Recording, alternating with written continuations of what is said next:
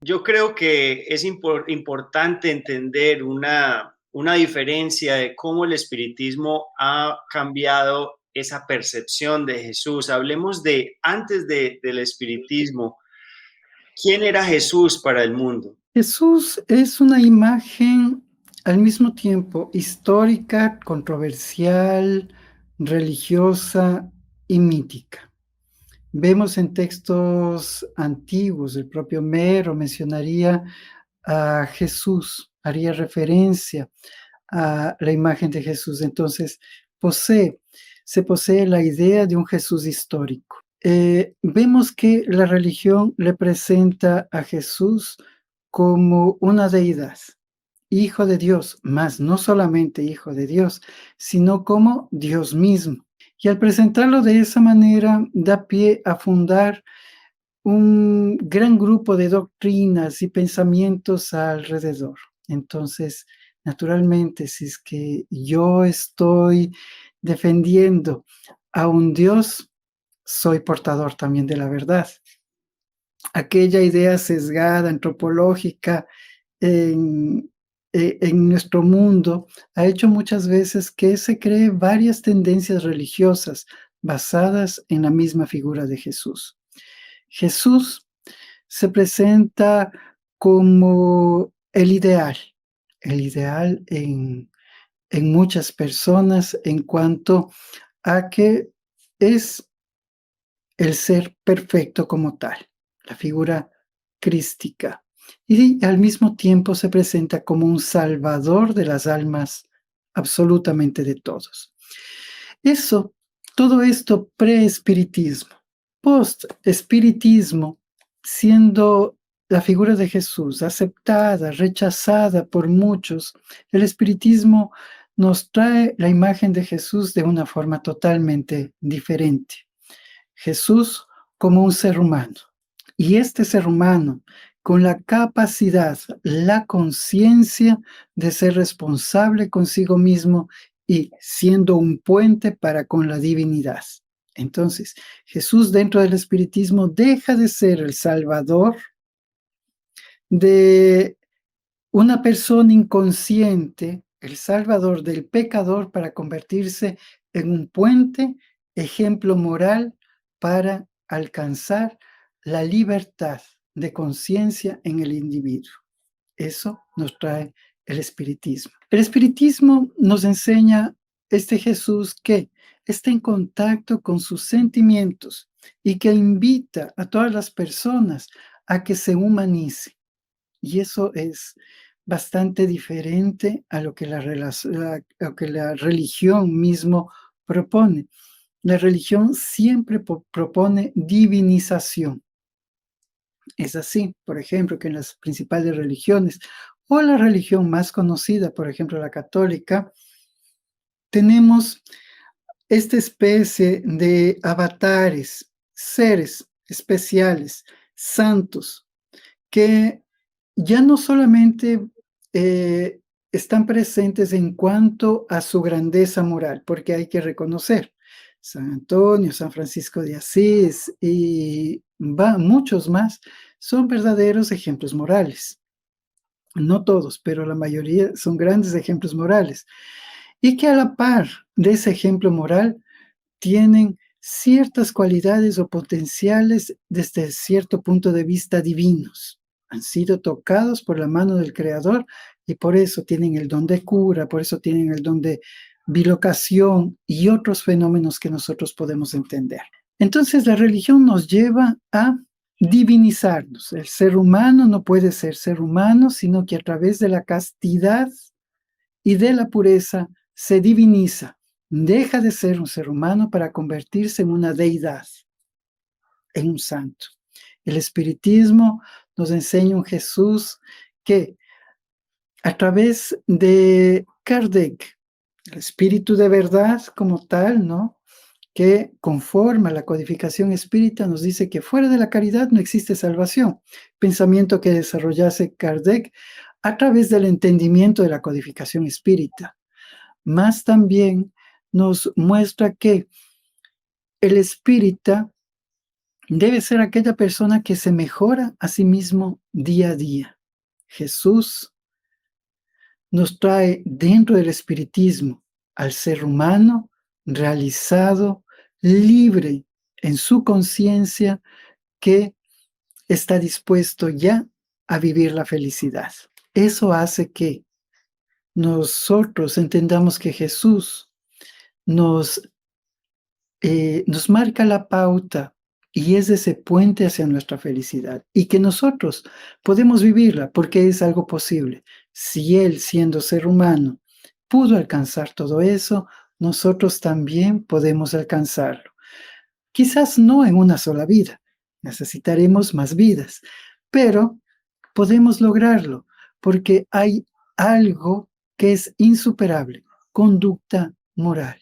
¿Cuál es el espíritu más importante que ha pisado, parafraseando la pregunta de Kardec, ha pisado el planeta?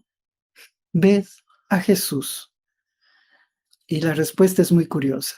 ¿Por qué no dijeron los espíritus, sean como el Cristo? ¿Por qué no dijeron los espíritus, mira al Cristo? O sé como el Cristo, o sé como Jesús. No, simplemente los espíritus responden de una forma tácita. Ved a Jesús. Ver es una acción de observar, de entendimiento y de procurar aquellos detalles que son importantes. Entonces la doctrina espírita nos dice, vean a Jesús. Él es una guía, Él es un modelo.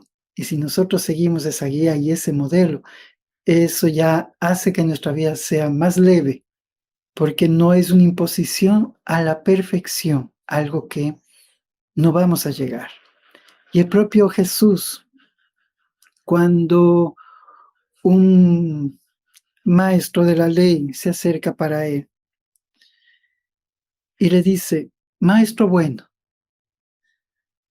y Jesús le para un poco, y podríamos decirlo así, le para en seco, ¿no?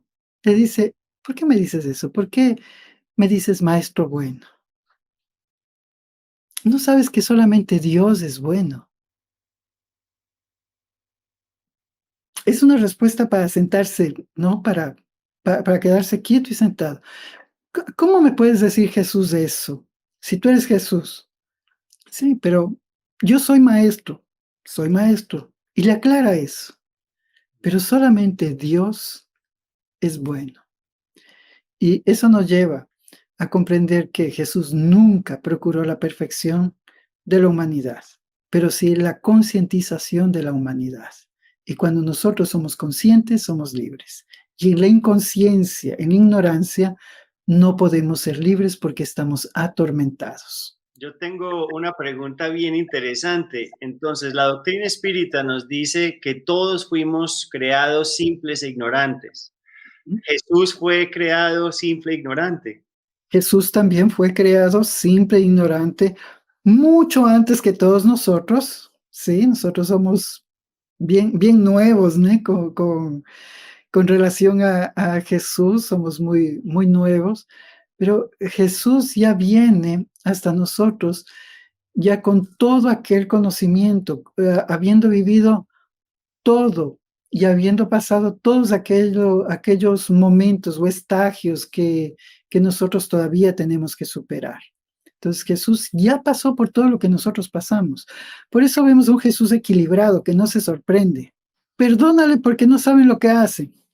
Y nosotros pensamos, chuta, Jesús es una maravilla, Jesús es bueno porque dice, perdónales porque no saben lo que hacen.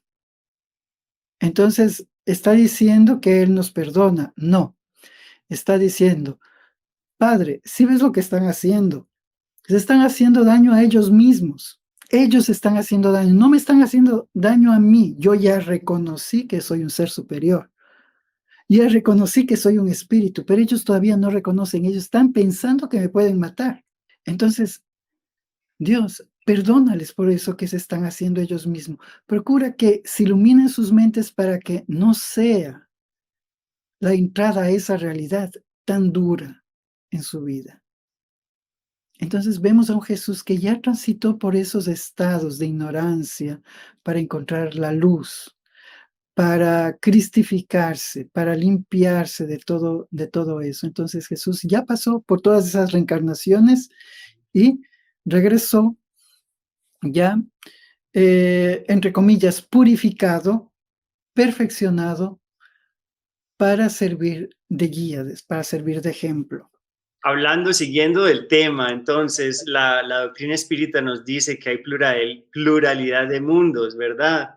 Es muy Ujú. posible que Jesús vino de otro mundo más evolucionado o qué se puede derivar de ese grado de perfección que trajo en su reencarnación aquí. Naturalmente, la doctrina espírita esclarece que existe un gran número de mundos habitados y nosotros, si nos referimos a la ciencia, podemos ver que varios astrónomos llegan a la conclusión de que hay una infinidad de galaxias que están, por el momento, que son imposibles siquiera de llegar, porque no contamos con la tecnología para poder realizarlo.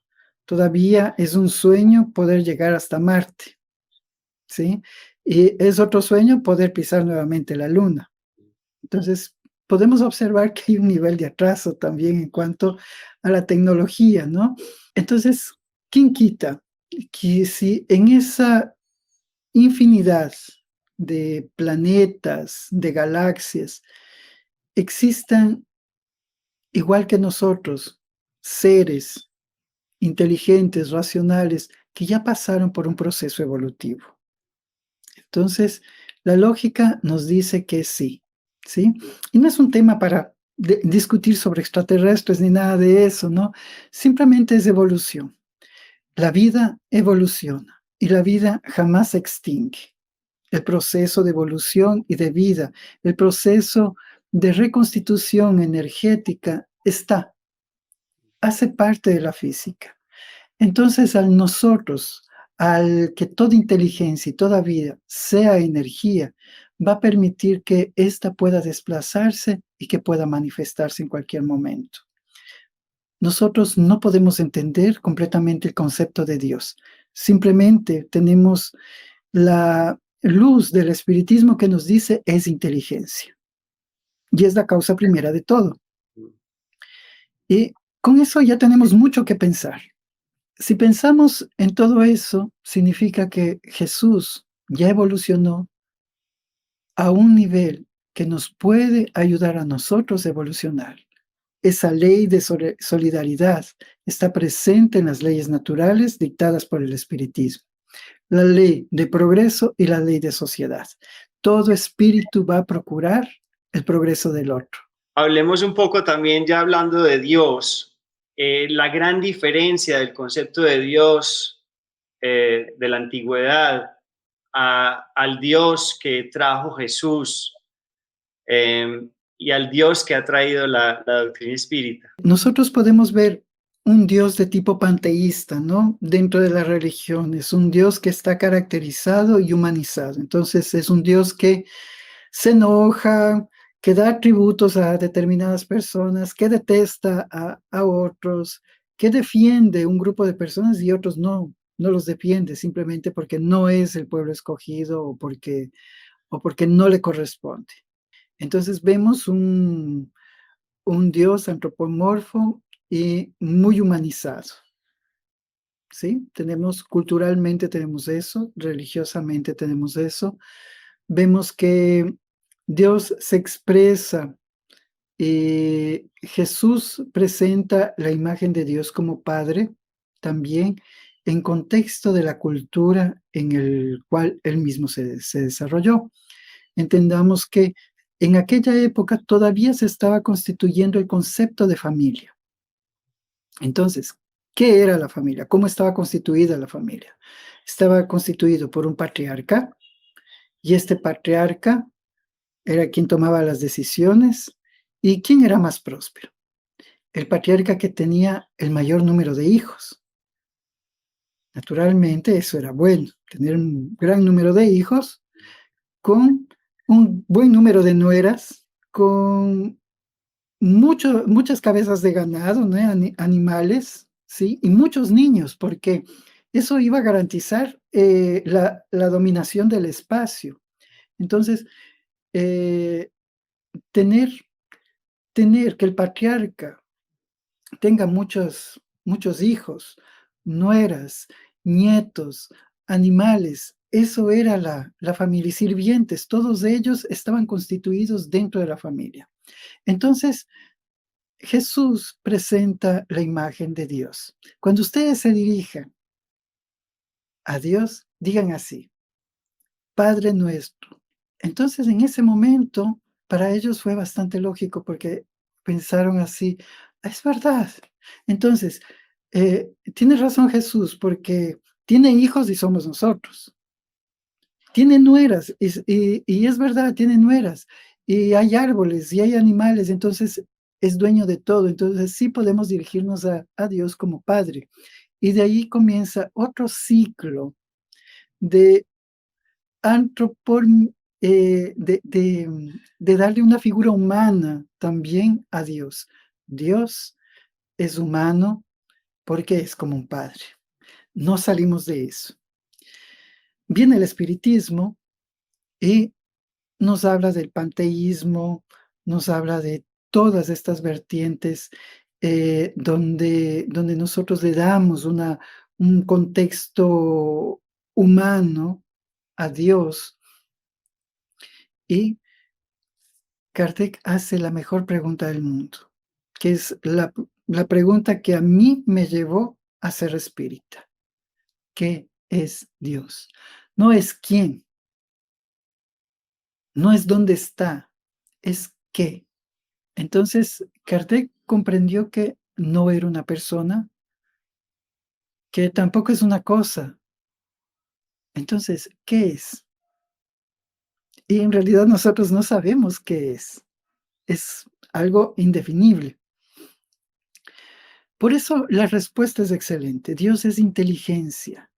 ¿Y por qué es inteligencia? Porque la inteligencia trae consigo orden y acción. Toda persona que es inteligente, por ejemplo, trata de mantener un orden y trata de accionar dentro de ese orden, ¿sí? Entonces, y tiene un sentido sobre todas las cosas.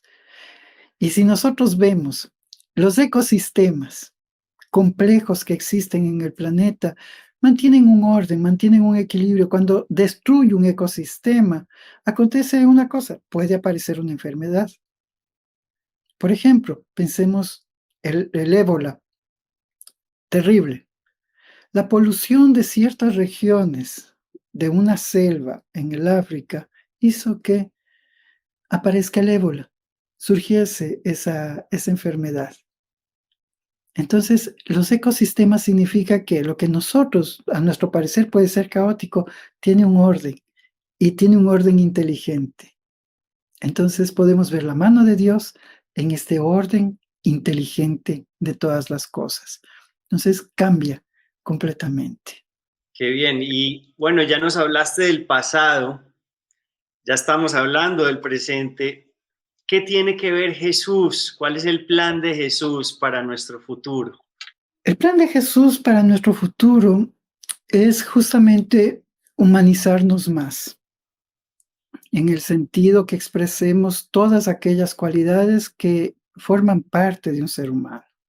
La bondad, la solidaridad, la gentileza, el arte, la ciencia. Jesús ve a la humanidad en ese sentido, porque nos da el dato de la siguiente manera, ¿no? Ama a Dios sobre todas las cosas.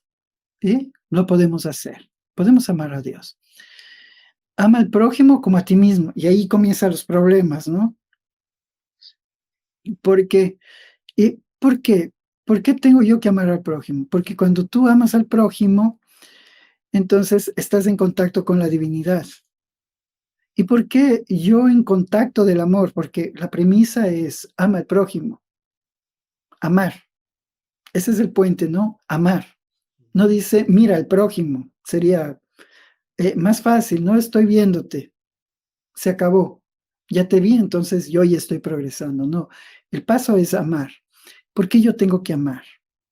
Porque cuando yo amo, reconozco que esa persona tiene cualidades, porque yo reconozco que hay divinidad en esa persona, porque yo reconozco que hay luz en esa persona. Entonces Jesús dice, ama al prójimo como a ti mismo. Entonces el mismo amor que yo siento por el otro, lo siento también por mí. Y en cuanto yo no me ame a mí mismo, no voy a ser capaz de amar al prójimo. Entonces es un hecho bastante humano. En cuanto nosotros no nos humanicemos en ese sentido, no vamos a poder revolucionar por completo. ¿Cuál ha sido ese paso esencial, culminante de hombres y mujeres de la historia, religiosos, que llegaron a ese nivel de santidad, ¿sí? Y que fueron canonizados y que todos conocemos, ¿no? Dieron ese paso de amor. Eran capaces de amar al prójimo, entendiendo que ese amor les hacía bien a sí mismos. Saulo de Tarso define eso de la siguiente manera: he terminado la carrera, he luchado mis batallas. Ahora sé una cosa, ya no soy yo quien vive, es Cristo quien vive. Ya no es un pensamiento egoico, ya no es un pensamiento en el cual yo estoy viendo algún tipo de con celo al otro, porque pueda ser mejor o porque pueda ser mejor alguna cosa, sino que ya estoy viendo en mí esa cualidad de amar. Y la pregunta sería esta, porque pienso que todos nosotros deberíamos hacernos esta pregunta.